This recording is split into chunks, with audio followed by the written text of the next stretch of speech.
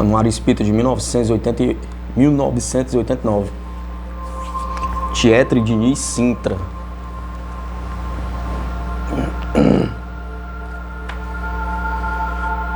Discípulo de Eurípides, um pioneiro da evangelização infanto-juvenil. Diplomando-se em odontologia, Dr. Tietre Diniz Sintra mudou-se de Franca, São Paulo, a terra que o viu nascer, a 27 de fevereiro de 1895, para Igarapava, com sua família, na época constituída apenas de sua progenitora e de uma irmã. Nessa cidade conheceu o pioneiro espírita Azarias Arantes, com a qual estabeleceu profunda amizade, interessante também pela doutrina, chegando a considerá-lo seu segundo pai, conforme suas próprias declarações em várias oportunidades. Mas pouco tempo permaneceu em Igarapava, transferindo para Sacramento, Minas, onde Eurípides exercia os últimos anos de seu apostolado. Em breve tempo, na nova cidade, Tietre já participava de reuniões doutrinárias, estudando com entusiasmo as obras de Kardec e colaborando com Eurípides nas tarefas da farmácia espírita Esperança e Caridade. Na terra do Borá, quase casou-se com a sobrinha de Eurípides, Cora, filha de Eulógio Natal e recém-vinda Goulart Natal.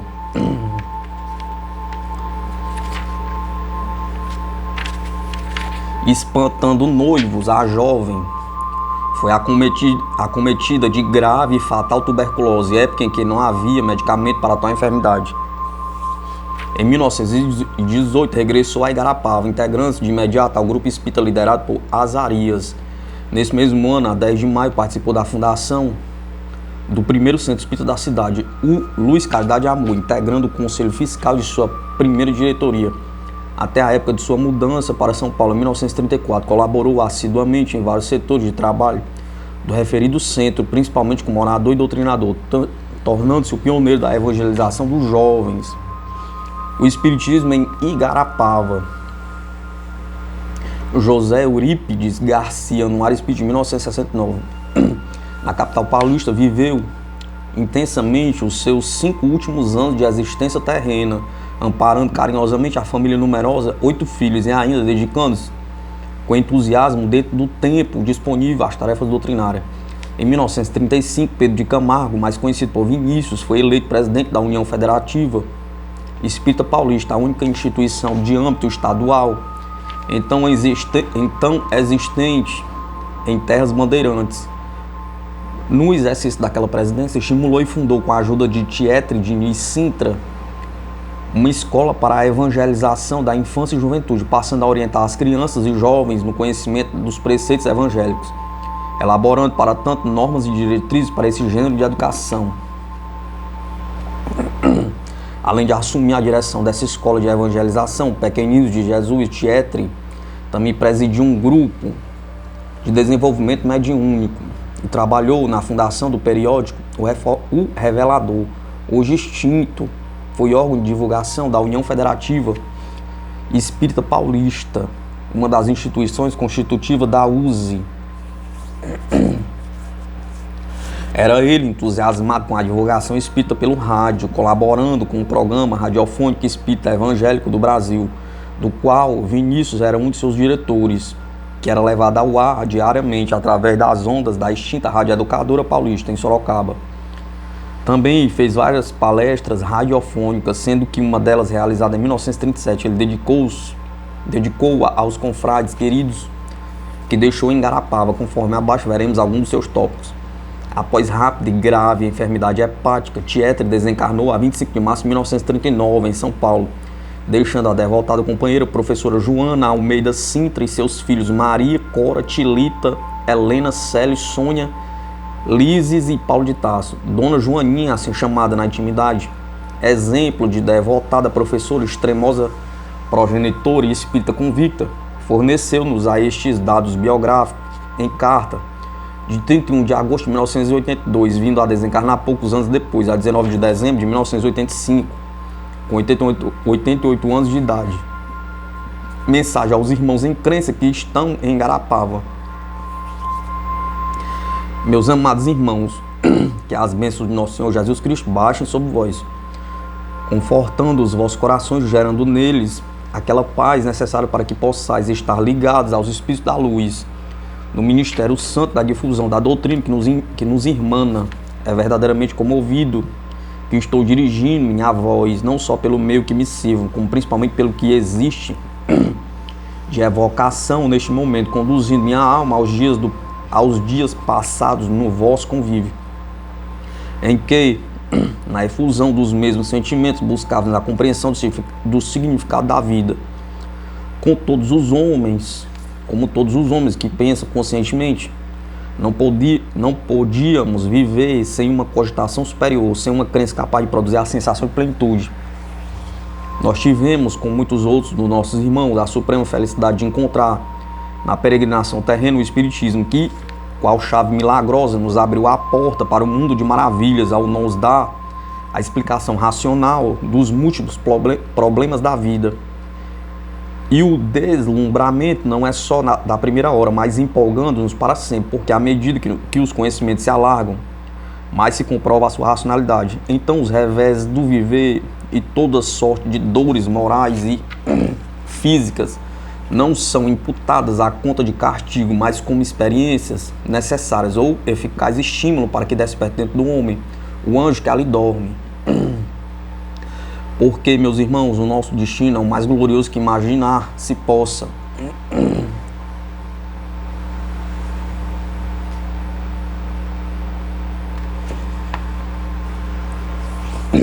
Lançado na corrente evolutiva, cada qual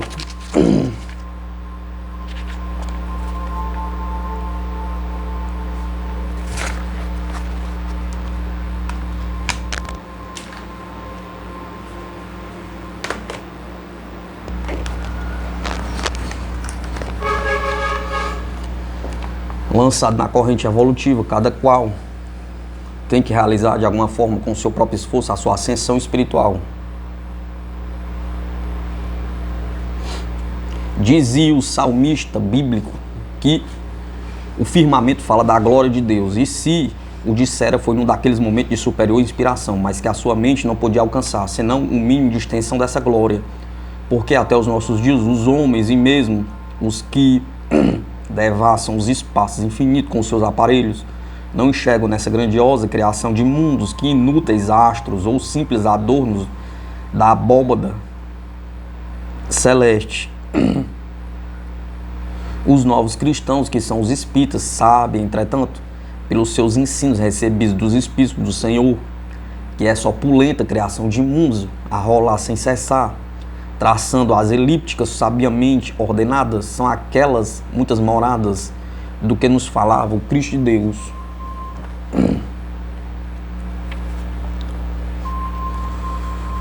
E a Terra, no concerto universal, assume seu lugar, não de primacial importância como centro do universo, mas como um dos inumeráveis planetas em que as criaturas de Deus realizam a sua evolução. Meus amados irmãos de Igarapava, fomos conduzidos, mercê de Deus, a esse majestoso templo que é o Espiritismo. O deslumbramento do primeiro momento que invadiu a nossa alma ainda continua e pendurará para sempre. E se a graça foi grande, ela está a exigir de cada um de nós um pequeno esforço em prol dos nossos irmãos que permanecem na ignorância dessas verdades que nos felicitam. Agostinho desfraldou nesse ricão a bandeira, luz, caridade e amor, e eu sei que velais para que ela se mantenha impoluta e seja o sinal alviraceiro da verdade que redime e santifica.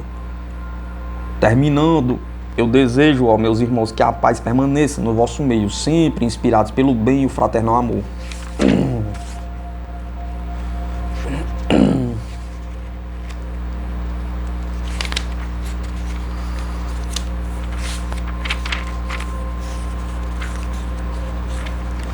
Anuário Espírita de 1989. Efemeríades de vultos espíritas. Carmine Mirabelli.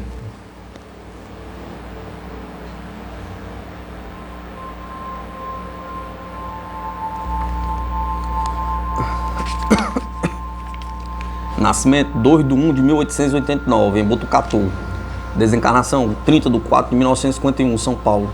Famoso por sua mediunidade, era filho de imigrantes italianos.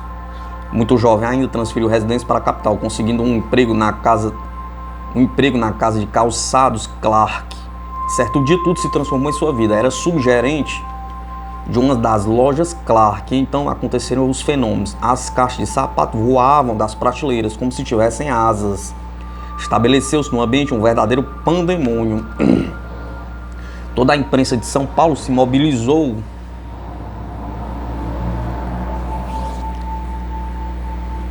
registrando com sensacionalismo os fatos que nem o próprio Mirabelli conhecia. Uma verdadeira multidão se plantava nas imediações da loja. Foi chamado um sacerdote para o exorcismo, pois a imprensa tudo considerava como façanhas do demônio. Policiais foram convocados para guardar a loja, que permaneceu fechada por vários dias, sem encontrar a razão daquela brincadeira de mau gosto. Quando descobriram que só com a presença de Mirabelli ocorriam os fenômenos, ele foi dispensado e tudo voltou ao normal. Muito competente no ramo de sapatos, conseguiu um novo emprego na companhia de sapatos Vilaça, passando a ocorrer ali os mesmos fenômenos. Resolveram interná-lo no sanatório de Juqueri, pois a essa altura os fenômenos se repetiam assustadoramente. Depois de apurados exames, os médicos lhe deram alta, pois nada apresentava que fosse considerado um doente mental. Mirabelli transferiu-se para o Rio de Janeiro, onde um grupo de espíritas cientistas iniciou um trabalho de pesquisa em torno de sua mediunidade e efeitos físicos. A partir daí foi alvo de toda espécie de prova por famosos cientistas nacionais e estrangeiros. Produziu o fenômeno de materialização de espíritos à luz do dia, fenômeno de levitação, de transporte de voz direta e tantos outros, submetendo-se a toda sorte de pesquisa com a maior seriedade em ambientes pré-determinados, e os fenômenos se repetiam. Os fatos foram tão interessantes que o presidente Washington Luiz e o governador de São Paulo, Dr. Lacerda Franco, se propuseram a assistir a algumas sessões com o médium. Dr. Carlos Frederico Spicassi escreveu: professo mais puro materialismo, porém, diante dos fatos que presenciei, sinto-me abalado e recorro aos sábios e materialistas para me explicarem todo esse manancial de fenômenos que pesquisei com a maior seriedade, no desejo de esclarecer a verdade. O professor Eurico de Góes escreveu o livro Prodígios da Biopsíquica obtidos com o médium Mirabelli, de 472 páginas, em 1937, onde inseriu depoimentos de cientistas do mais alto gabarito.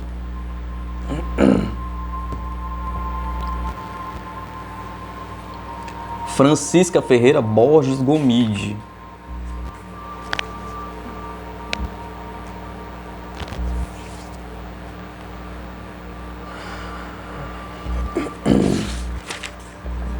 Nascimento, 18 de 1 de 1889, Sacramento, Minas Gerais. Desencarnação, 26/7/1965, Palmelo, Goiás. Em plena juventude, sofreu forte perturbação espiritual, definhando-se a cada dia, apesar de todo o socorro médico especializado. Seus pais católicos foram aconselhados a procurar um médium, Eurípides Barzanufo, considerado verdadeiro apóstolo do bem, curando os doentes, consolando desesperados, ajudando desvalidos. O médium diagnosticou um problema espiritual e a necessidade dela permanecer no local para tratamento. Ficou aos cuidados de Dona Meca, Jerônima de Almeida, mãe de Eurípides. Logo que recebeu os primeiros socorros, teve grande melhora, porém ainda sofria ataques de epilepsia, ficando fora de si por certo espaço de tempo. Jerônimo Gomide estudava no colégio Allan Kardec e era eficiente auxiliar de Eurípides. Foi designado para assistir a doente, principalmente nas horas de crise. Com sua melhora, foi se integrando nos trabalhos do Centro Espírita, desabrochando daí sua mediunidade em diversas facetas: premonição, vidência auditiva, curadora, psicográfica e psicofônica. Com o decorrer do tempo, Jerônimo e Francisco se apaixonaram. Foi um verdadeiro reencontro de almas. Em 1914, uniram-se em matrimônio. Foram pais de 10 filhos, 4 homens e 6 mulheres, todos educados para uma vida digna e feliz.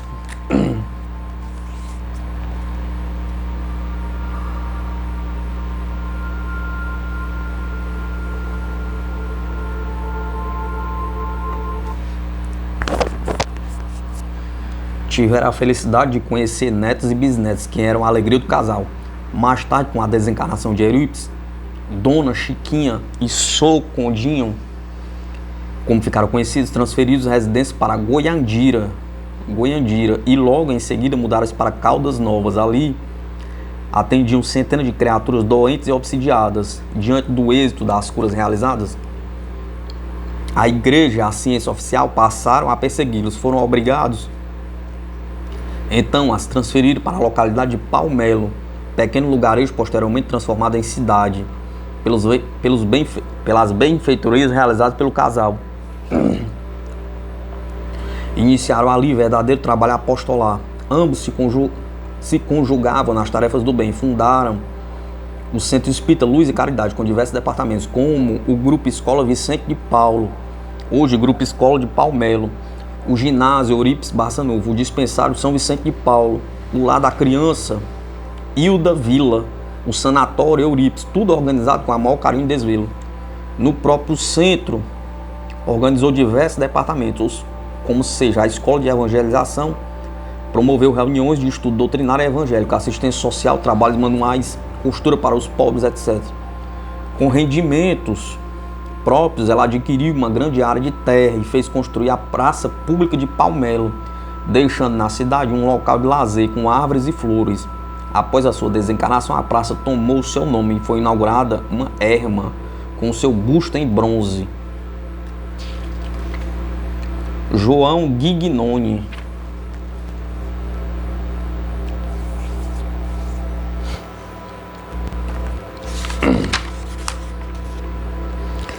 Nascimento: 11 de 2 de 1889, em Serravalle Sesia, Piamonte, Itália. Desencarnação: 8 de 6 de 1978, Curitiba, Paraná. Quando seus pais emigraram para o Brasil em 1894, ele contava 5 anos de idade. Engenheiro civil, seu pai foi convidado a montar uma fábrica de papel na cidade de Mendes, no estado do Rio de Janeiro. Posteriormente foi para Salto de Itu, estado de São Paulo. E aos 11 anos transferiu-se em definitivo para Moretes, no Paraná, onde formou a sua mentalidade num clima de trabalho e progresso. Ao atingir a maioridade, montou uma gráfica e, com os recursos adquiridos, abriu um restaurante. Casou-se com Dona Itália da Ligna Guignoni, de cujo matrimônio houve 8 filhos. A esposa foi o seu braço direito em todos os seus empreendimentos. Na década de 30, montou a parceria com um amigo empresário, uma cadeia de cinemas na cidade de Antonina, Paranaguá e Moretes. Em 1927, organizou uma livraria distribuidora de livros, assumindo a representação de diversas editoras para todo o estado do Paraná. De grande visão comercial, fez-se representante e importador de numerosas revistas internacionais, principalmente figurinos, trazendo para o Brasil a moda europeia, especialmente a alta costura francesa. Bem jovem, tomou conhecimento da doutrina espírita, apaixonou-se pelos seus postulados e ingressou na Federação Espírita do Paraná, dando o melhor de seus esforços na propaganda doutrinária. Eleito presidente da federação, apoiou e participou de todos os eventos espíritas daquele estado e também de outros. Compareceu a diversos congressos, organizou o 3º Congresso de Jornalistas e Escritores Espíritas no Paraná, tomou parte no Pacto Áureo, que foi o passo inicial para a formação do Conselho Federativo Nacional, da FEB. Foi o anfitrião da 4ª Zonal, realizada em Curitiba. Fundou várias instituições espíritas e filantrópicas e de caráter educativo, como o Instituto Lins de Vasconcelos, o Sanatório Bom Retiro, o Lar de Icleia, o Lar Infantil de Marinho, o Albergue Noturno de Curitiba, a Cidade da Criança. Apologista da cultura espírita, incentivou a publicação de diversos livros editados pela Federação Espírita do Paraná, de autores como Deolindo Amorim, Victor Ribas Carneiro, Alexandre Seste e tantos outros. Nessa oportunidade, prestamos singela homenagem na passagem de seu primeiro centenário de nascimento. João Guignoni foi um cidadão que muito contribuiu para a cultura e outros ramos da atividade humana, cristãos e espíritas no Brasil. Jacques Aboab.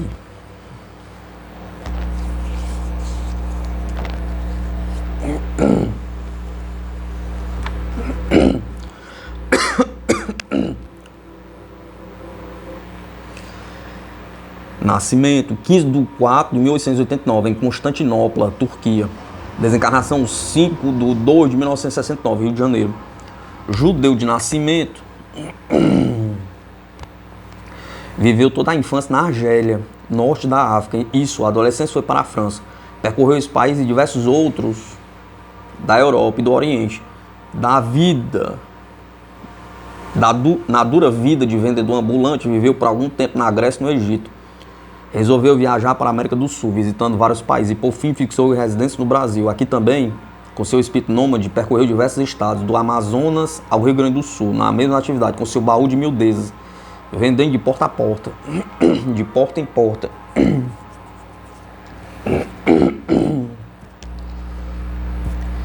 Em suas andanças, conheceu também a doutrina espírita. Aliás, na cidade do Recife, a convite de amigos, visitou a Casa dos Espíritos de Pernambuco, tornando-se adepto sincero e fervoroso do espiritismo. Transferindo-se para o Rio de Janeiro em definitivo, foi morar na Praça da Bandeira, passando a frequentar diversas casas espíritas, inclusive a Liga Espírita do Brasil. Estudioso, leu com muito carinho a codificação kardeciana e obras subsidiárias. Em sua loja na rua Moncorvo Filho, juntamente com abnegados companheiros, fundou o Grupo Espírita André Luiz, hoje situado na rua Jequibá, 139, no Maracanã, com sede própria e grandes atividades na doutrina. No André Luiz se destacou o médium Peixotinho, com a mediunidade de curas e de efeitos físicos.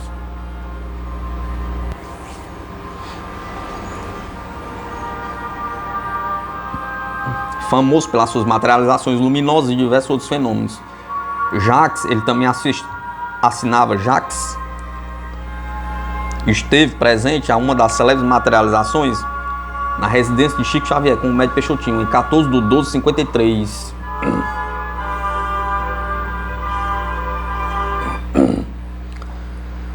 Do livro Materializações Luminosas, Rafael Américo Ranieri, editora lá, página 209 e 214. Jacques Aboab foi diretor da maternidade Casa da Mãe Pobre, juntamente com Henrique Magalhães, onde se destacou pelo trabalho em favor daquela nobre instituição. Era chamado Paladino do Evangelho, pela maneira simples e convincente em que conduzia suas palavras, sempre aliando Espiritismo e Evangelho. Seus atos e suas atitudes conduziam com os ensinamentos pregados e exemplificados por Jesus. Grande na sua simplicidade, espírito liberal, foi um ceareiro da primeira hora.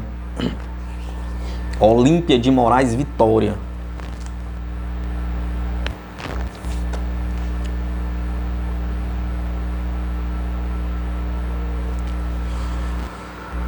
Nascimento 10/10/1889, São Paulo. Desencarnação 30/1/1975, Rio de Janeiro. Contava 12 anos de idade quando seus pais transferiram residência para o Rio de Janeiro. Formou-se em pedagogia, estudou também música e piano no antigo Instituto Nacional de Música. Aos 17 anos, casou-se com o Dr. Gastão Vitória, brilhante advogado, e foram pai de duas filhas, Vitória e Eris. Entrevistada para o Museu Espírita do Brasil em 1972, Dona Olímpia narrou a sua história de amor e sacrifício. Disse ela: duas almas se encontraram, vivem um romance. Duas almas se encontram, vivem um romance todo ternura e carinho, até que meu esposo contraiu terrível enfermidade, reumatismo gotoso, que lhe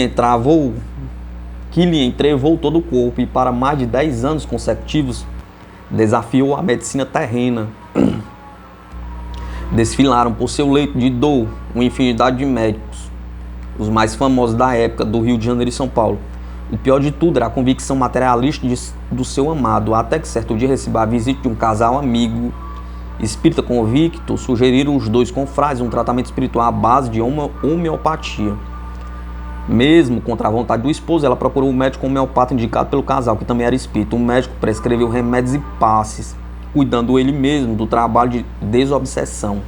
Informou que se tivesse persistência no tratamento, em pouco tempo ele se levantaria daquele leito. 2 meses depois, o esposo ensaiava os primeiros passos até a completa recuperação. A partir daí, ambos se integraram de corpo e alma à doutrina consoladora. Em 1919, ao lado de Inácio Bittencourt e Dona Ernestina Ferreira dos Santos, assinaram a ata de fundação do Abrigo Teresa de Jesus, onde ela passou a ser um dos elementos mais atuantes. Em 1924, integrava a equipe de Dona Saturnina Ramos de Carvalho na fundação do Amparo Teresa Cristina, permanecendo à frente dessa instituição até a sua desencarnação, quando ocupava o cargo de presidente em substituição de Dona Euridice Panar, desencarnada em abril de 1971. Essa instituição mantém quase uma centena de vovozinhas.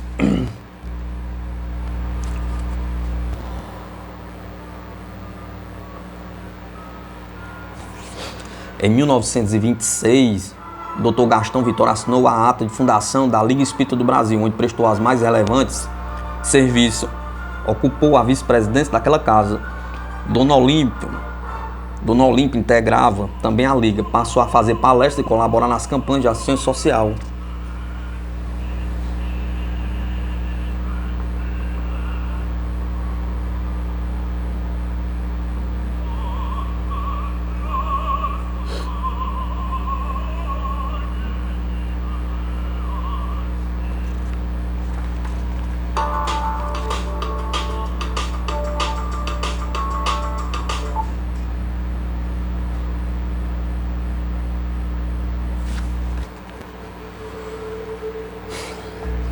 Quando Dona Idalina de Aguiar Matos criou suas escolas espíritas nas penitenciárias, ela cooperou muito também neste meritório trabalho. Dona Olímpia de Moraes Vitória era média psicofônica e trabalhou por muitos anos no grupo espírita Discípulos de Samuel, ao lado de Bertoldo dos Santos e Florentino Rego, dois saudosos companheiros de muito labor nas décadas de 30 e 40.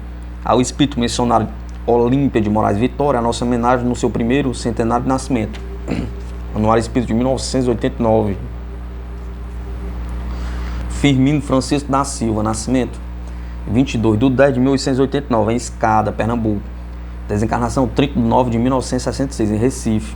De família muito humilde, ainda menino, teve que enfrentar o trabalho rude do campo para ajudar a manutenção da família.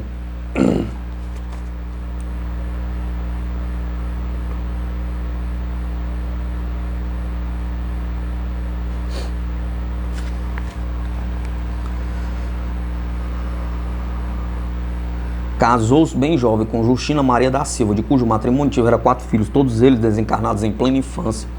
Em 1905, desencarnava a primeira esposa. Casou-se com Ana Ferreira da Silva, que foi companheira dedicada de todas as horas até o final de sua romagem terrena.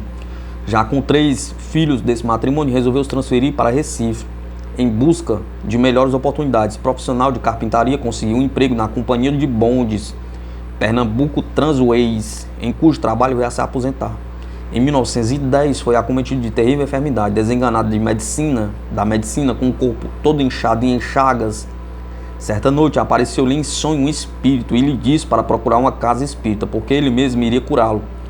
Toda a família católica reprovou a ideia. Mesmo assim, procurou humilde tenda espiritualista e, através de um médium, o espírito amigo se identificou como sendo Dr. Teodorico Padilha, que, quando encarnado, fora muito famoso. Iniciado o trabalho de cura com remédios da flora e passes magnéticos, em poucas semanas estava ele recuperado. O amigo espiritual aconselhou-lhe que procurasse um centro espírita onde se estudasse a doutrina à luz do Evangelho de Jesus. Assim o fez, e dentro de pouco desabrochava as mediunidades de vidência e audiência, desenvolvendo-lhe ainda diversas outras faculdades. O próprio espírito de Dr. Teodorico Padilha era na realidade o seu guia espiritual, começando a orientá-lo no trabalho do bem. Em 1925, no dia 3 de janeiro, era fundada a União Espírita Maria de Nazaré, com um grupo de dedicados companheiros, no bairro do Espinheiro. Época difícil em que a doutrina espírita sofria séria discriminação por parte das religiões dogmáticas e da ciência oficial.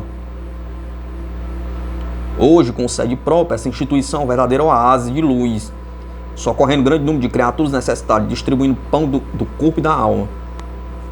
Dizem que as árvores morrem de pé. Firmino Francisco da Silva, um trabalhador de primeira hora, cansado e com sua saúde seriamente abalada, passou o comando da casa aos mais jovens, porém, enquanto pôde caminhar, jamais deixou de comparecer aos trabalhos doutrinários. Dr. Henrique Andrade, nascimento 12/11/1889, Rio de Janeiro. Desencarnação 29/7/1968, Rio de Janeiro. Formou-se em advocacia pela Faculdade de Direito do Rio de Janeiro, na turma de 1919, dedicando-se com muito brilhantismo à sua profissão. Na juventude conheceu o médium Inácio Bittencourt, um dos mais famosos em todo o Brasil pelas curas realizadas por seu intermédio. Impressionado com tudo que observou, verdadeiros milagres, passou a interessar-se pelo espiritismo. Foi amigo incondicional desse médium e, sob sua influência, passou a realizar palestras, tornando-se um dos oradores espíritas mais solicitados da época. Henrique Andrade.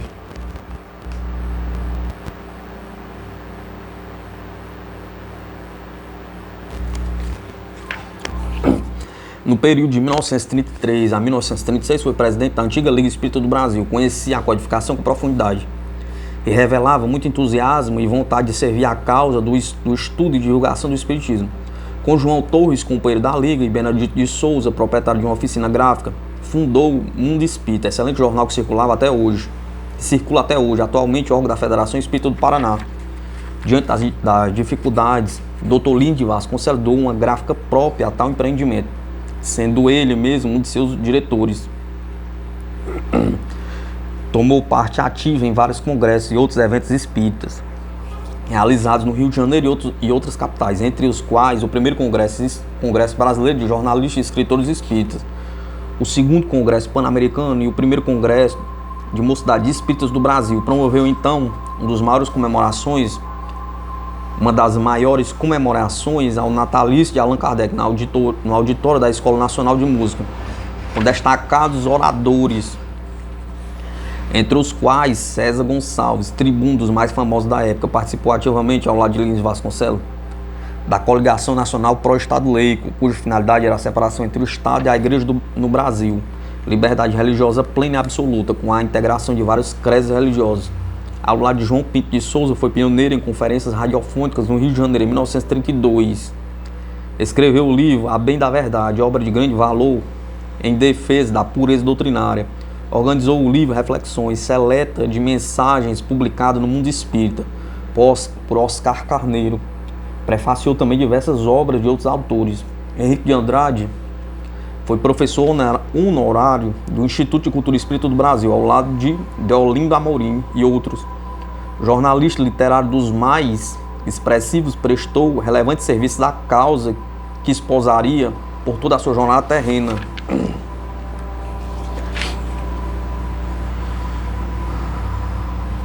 Carlos Joaquim de Lima e Cirne. Nascimento 5/3/1839. Não se sabe onde. Desencarnação 4/12/1906, Rio de Janeiro. Pobre, simples funcionário da antiga repartição geral dos telégrafos. Vivia a amparar os indigentes. Foi um dos membros da primeira diretoria da Sociedade Acadêmica Deus, Cristo e Caridade, fundada aos 3 de outubro de 1879. E realmente a ela pertenceu por muito tempo, tendo sido aí denodado trabalhador, participando de várias campanhas na defesa do espiritismo, contra as hostilidades que o preconceito e a rotina lhe moviam. A residência do nosso biografado serviu mesmo, pelo menos nos primeiros anos, de sede para a referida sociedade. Sócio fundador da Federação Espírita Brasileira, aí conquistou com sua presença insinuante e modesta o respeito e a admiração dos companheiros, tendo até colaborado com suas luzes na organização do primeiro estatuto da Casa de Ismael. Antônio Gonçalves da Silva Batuíra.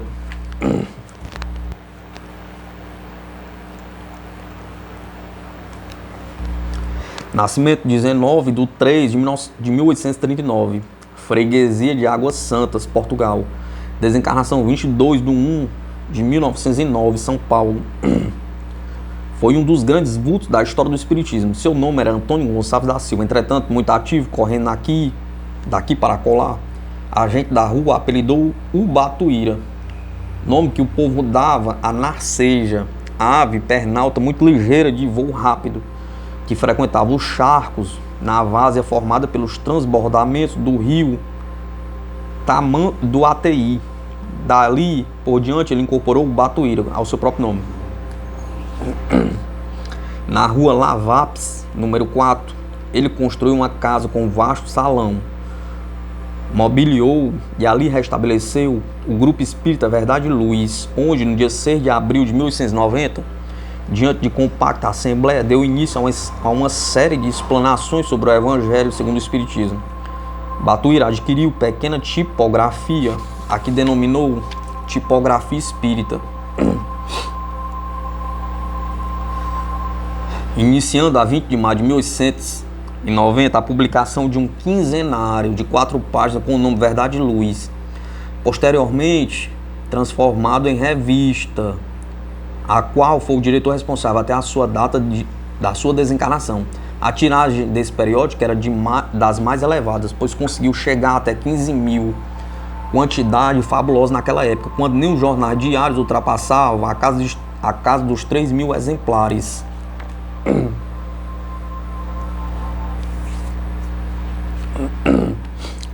Unida a outros confrades, constituiu na capital paulista, a 24 de maio de 1908, a União Espírita do Estado de São Paulo, que federaria todos os centros e grupos existentes no Estado.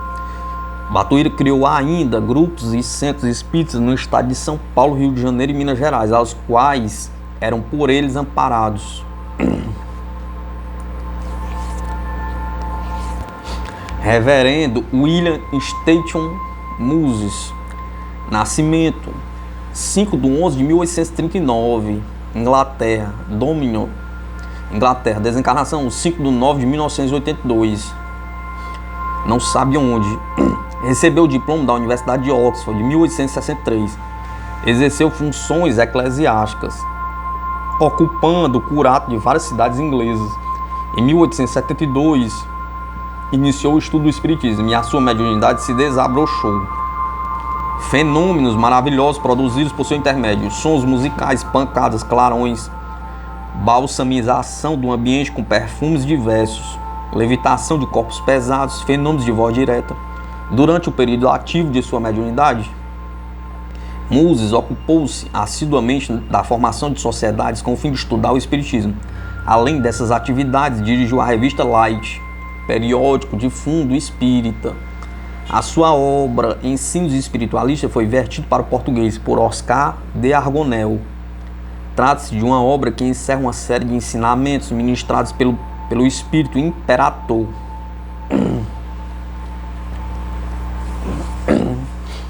Anuário Espírita, 1989.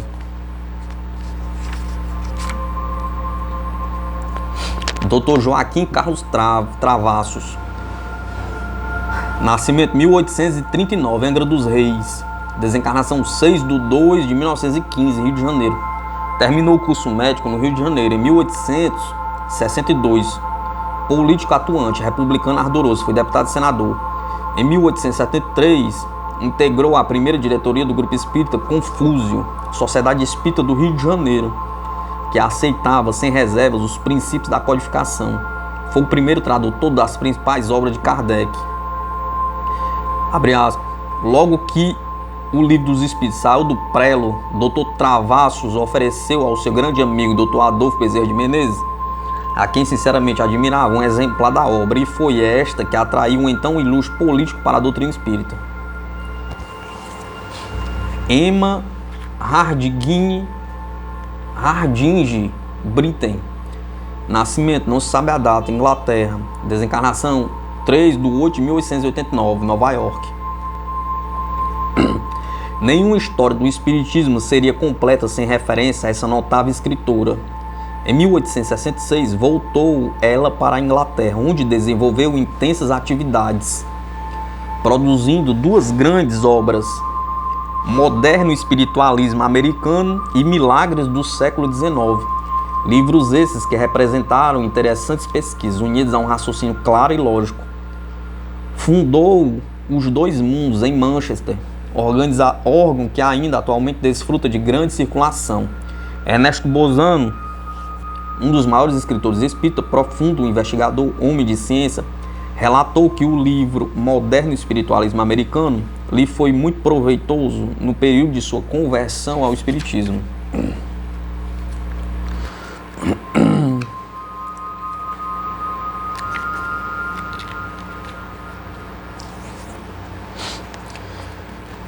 Anuário Espírita de 1889.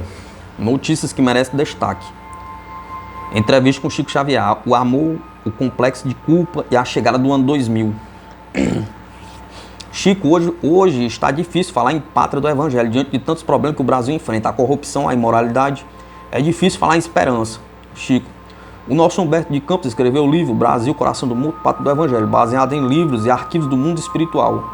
Mas ele diz que é preciso compreender que o dono disso tudo, da pátria do Evangelho, morreu crucificado. Nós não devemos pensar que a pátria do Evangelho é uma vantagem para nós. É trabalho. É uma hora de guerra. E numa hora de guerra vamos sofrer muito. Nós deixamos de ser um país essencialmente agrícola, como se dizia antigamente. Hoje somos o terceiro país do mundo em fabricação de armas. E como os espíritos podem ajudar o Brasil? Pergunta. Chico, fazendo esforço para cumprirmos os nossos deveres e deixarmos um exemplo de honestidade. Nós falamos que o Brasil é o terceiro país em fabricação de armas. E os armamentos a nível mundial? Pergunta. A possibilidade de uma guerra é remota? Pergunta. Chico, não é remota não. Os armamentos continuam sendo fabricados. O Gorbachev disse ao presidente dos Estados Unidos, nessa conferência de Genebra, que se nós autorizarmos a incentivarmos uma guerra à base de mísseis, não vai haver vencedores. Pergunta. E os conflitos no Oriente Médio, Irã e Iraque? Pergunta. Chico, aquilo vem desde Abraão. Outra pergunta. Chico, a Terra também vai passar por um processo de depuração semelhante ao de Capela? Pergunta. Chico, não creio que seja tão depressa. Tem gente que acha que no ano 2000 nós vamos virar anjo, não é? O que é interessante é que Capela não tem satélites visíveis. Ela é um astro e diante dos telescópios ela parece como um astro solitário. No entanto, eles foram exilados de um mundo ligados à Capela, mas era um mundo no outro estado de matéria. A matéria é super radiante. O olho humano tem suas limitações. Pergunta. Fora da caridade não há salvação. A caridade material se manifesta de várias formas, mas o que nós podemos fazer noutra área? A da caridade intelectual? Pergunta. Resposta. Vamos dizer espiritual, não é? O intelectual é muito difícil. Os intelectuais são muito inteligentes, possuem muita inteligência, mas espiritualmente toda pessoa pode fazer uma caridade difícil e rara, o perdão. O perdão das ofensas, o benefício a quem nos faz mal, o auxílio a uma pessoa que nos prejudicou, que nos tomou, o emprego que nos caluniou, é uma caridade talvez mais difícil do que a caridade material. Quem souber perdoar, porque perdoar não é só da boca, mas perdoar esquecendo a ofensa, a ponto de abraçar a pessoa de coração, terá conseguido uma vitória. Por isso é muito difícil. Pois isso é muito difícil, mas está ao alcance de todos. Pergunta. E esta pessoa que perdoa demais, que é boa, acaba passando por boba, sem caráter, tola? Pergunta. Chico. Estas qualidades todas foram atribuídas a Jesus. Risos. Pergunta. É muito difícil, é preciso ter muita força. Chico. Mas isso não impediu que ele cumprisse a maior missão do mundo. Pergunta. Ligado a este mundo, existe um problema que todos nós enfrentamos, o sentimento de culpa. Como podemos superar o sentimento de culpa? Tanto aqui como no plano espiritual, a nosso próprio benefício? Pergunta. Chico. A culpa só se resolve com amor e trabalho. Ninguém perdoa a culpa. Somos nós mesmos que devemos procurar instalar em nossos corações os agentes adequados à limpeza das nossas consciências. Nós vamos fazer o bem a quem nos fez o mal. Pergunta. E a expansão do amor? E Chico, quando expandirmos o nosso conceito de amor, ainda existirá espaço para um relacionamento com uma única pessoa apenas? Pergunta. A tendência é amarmos a todos de modo fraterno, não haverá uma afinidade especial com uma pessoa só? Pergunta. Chico. Eu acho que a coletividade é necessária, mas pelo muito que a pessoa se eleve, ela tem necessidade de se escorar num amor onde ela possa permutar as suas próprias forças, como acontece aqui na Terra, e prosseguir viagem adiante. O espírito pode se elevar muito, e aquela pessoa especialmente amada por esse espírito pode estar numa condição de muita dívida, muito compromisso, não estando em condições de efetuar esse voo ao plano superior. Mas aquele que está no plano superior sente a necessidade de ajudar o ente amado para que ele ganhe novas asas de crescimento, para se elevar também. Muitos de nós somos espíritos exilados da convivência daqueles que amamos. Às vezes eles se adiantaram e nós nos atrasamos, mas eles não nos abandonam e nos deixam, às vezes, sofrer com a finalidade de apressar o tempo perdido para se reunir àquele outro coração.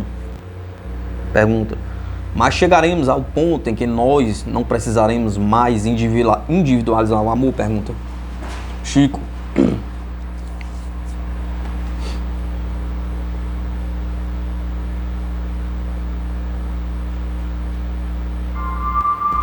Bem, o que acontece é que nós conhecemos o amor como um problema que deveria ser acordado desde agora. É o espírito de posse. Uma pessoa que acha que é dona de um coração, seja ela homem ou mulher, demonstra um egoísmo muito grande. E o espírito de posse que gera o ciúme. É o espírito de posse que gera o ciúme. E o ciúme gera uma dúvida, uma dívida muito grande de sentimento. Nós devemos ter o cuidado de não ter o espírito de possuir por qualquer coisinha. Às vezes, nos sentimos a necessidade de controlar a outra pessoa. Nós não queremos que ela ou ele converse com outra pessoa. Outro dia eu perguntei ao Emmanuel: o senhor podia definir para mim o amor como um mínimo de palavras? Pergunta. E ele respondeu que o amor verdadeiro segue esse lema: é ter e não possuir. Quando a pessoa ama verdadeiramente, ela quer a felicidade da pessoa querida, e assim ela pode galgar mais degraus, mesmo que ela ame desinteressadamente. Por isso o amor verdadeiro é muito difícil. Pergunta: e como fazer quando nos deparamos com uma pessoa que sente a necessidade de dominar a gente, de controlar todos os passos da gente, de exigir que pensemos pela cabeça dela? Como fica esse relacionamento a dois? Pergunta Chico. Resposta: aí nós somos vítima do sentimento de posse que está naquele com quem nós nos compromissamos. Se nós não quisermos conviver com uma pessoa dessas, carregada com um espírito de posse, a ponto de ter ciúme dos nossos passos, então não devemos assumir o compromisso. Se assinamos o compromisso, é interessante levá-lo até o fim, porque depois dessa vida, a vida continue. A vida continua, mas é muito melhor que ela continue mais leve para nós. O Jornal Espírita, São Paulo, mês 5 de 1988.